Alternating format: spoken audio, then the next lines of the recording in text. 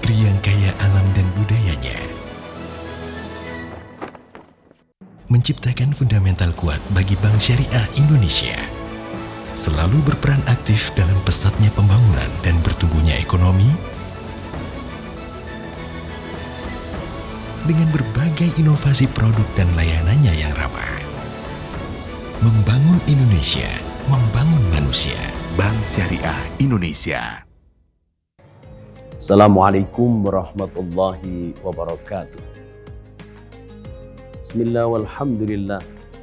Wassalatu wassalamu ala rasulillah wa ala alihi wa sahbihi wa mawalah. Wa la hawla wa la quwwata illa billah amma ba'd. Wa qala ta'ala fi kitabihil aziz wa huwa asdaqul qailin. A'udzu billahi minasy syaithanir rajim. Bismillahirrahmanirrahim. Ya ayyuhalladzina amanu ittaqullaha haqqa tuqatih wa la tamutunna illa wa antum muslimun. Shadaqallahul azim. Puji syukur marilah kita panjatkan kehadirat Allah Subhanahu wa taala yang senantiasa menganugerahkan nikmat dan karunia kepada kita.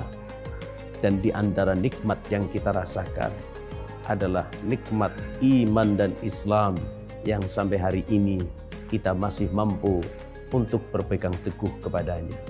Para pemirsa yang berbahagia, tema kita kali ini adalah Islam dan entrepreneurship. Kalau kita berbicara entrepreneurship, sesungguhnya Rasulullah Shallallahu Alaihi Wasallam telah mengajarkan kepada kita bahwa entrepreneurship itu bagian dari hidup dan kehidupan kita dan juga tidak terpisah dengan agama kita.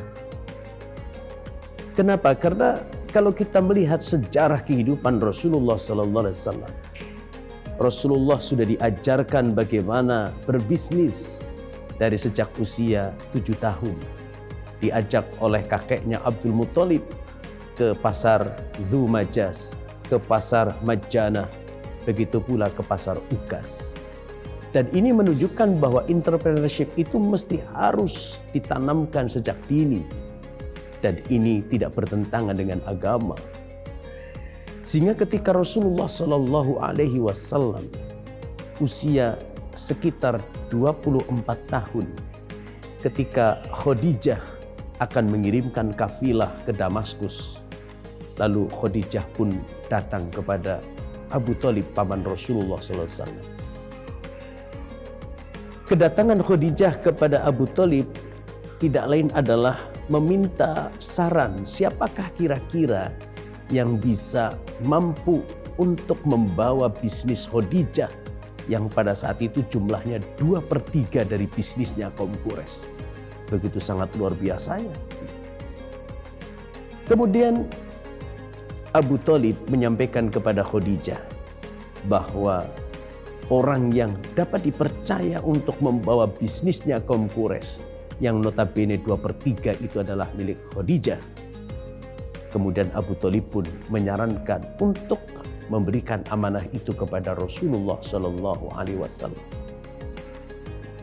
Ternyata disampaikan oleh Abu Thalib kemudian diterima oleh Khadijah. Dan pada akhirnya pun setelah bisnis Khadijah dibawa oleh Nabi Muhammad ke Damaskus dan kembali ke Mekah, mendapatkan keuntungan yang sangat luar biasa. Para pemirsa yang berbahagia, entrepreneurship menjadi satu hal yang sangat penting bagi kaum muslimin.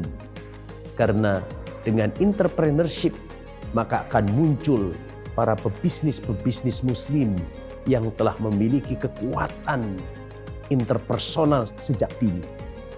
Kenapa demikian? Karena kalau kita perhatikan, Indonesia negara yang begitu sangat luas, negara yang memiliki kekayaan yang begitu sangat luar biasa, ternyata hanya dikuasai oleh segelintir orang. Kalau kita boleh jujur, dengan hitungan jari para pebisnis yang kemudian beragama Islam. Sementara para pebisnis raksasa di negara ini dikuasai oleh orang-orang non-muslim. Para pemirsa yang berbahagia, tentu saja kita bertanya kenapa kemudian entrepreneurship bagi kaum muslimin tidak berkembang. karena mungkin hal ini disebabkan oleh umat Islam sendiri yang lebih cenderung ingin menjadikan anaknya ketika belajar di sekolah menjadi seorang karyawan, menjadi pegawai. Kenapa tidak didedikasikan anak-anak kita untuk menjadi seorang entrepreneur? Kalau kita berbicara entrepreneurship lebih jauh, maka kita bisa melihat negara-negara yang maju di dunia ini adalah negara-negara yang memiliki ekonomi yang kuat, dan itu didasari oleh kemampuan entrepreneurship yang tinggi. Eropa misalnya, atau Amerika misalnya, atau di Asia saat sekarang ini yang menjadi raksasa baru adalah China. Tidak lain adalah karena memiliki kemampuan entrepreneurship yang sangat luar biasa. Kalau kita pergi ke Mekah atau ke Madinah, lalu kita ingin membeli oleh-oleh untuk anak-anak kita, maka barang-barang yang kecil, mainan anak-anak, bahkan mungkin sampai sajadah, made in-nya adalah made in China. Dan itu artinya China memiliki kemampuan yang sangat luar biasa dalam entrepreneurship. Untuk itu, kita sebagai umat Islam harus punya kesadaran bagaimana anak-anak kita sejak dini kita didik memiliki kemampuan entrepreneur, sehingga mereka kelak akan menjadi pengusaha-pengusaha muslim yang jujur, pengusaha-pengusaha yang nantinya mampu mengangkat harkat dan martabat kaum muslimin. Dan begitu pula dengan kemampuan entrepreneurship bagi kaum muslimin menjadi penting sebagai upaya untuk pemberdayaan umat. Entrepreneurship menjadi penting pula karena ekonomi di Indonesia mestinya dikuasai oleh mayoritas penduduknya yang beragama Islam. Dengan demikian maka dalam berbagai macam sektor ekonomi dapat dikuasai oleh kaum muslimin. Tanpa memberikan pendidikan entrepreneurship sejak dini, maka jangan bermimpi suatu saat anak-anak kita, generasi muslim kita ke depan memiliki kekuatan ekonomi dan kemudian ekonomi itu diambil alih oleh orang lain.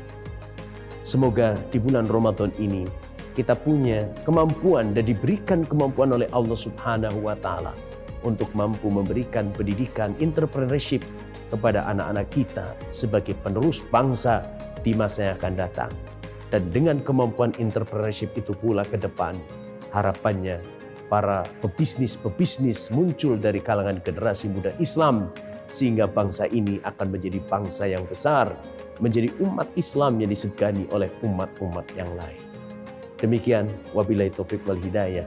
Assalamualaikum warahmatullahi wabarakatuh.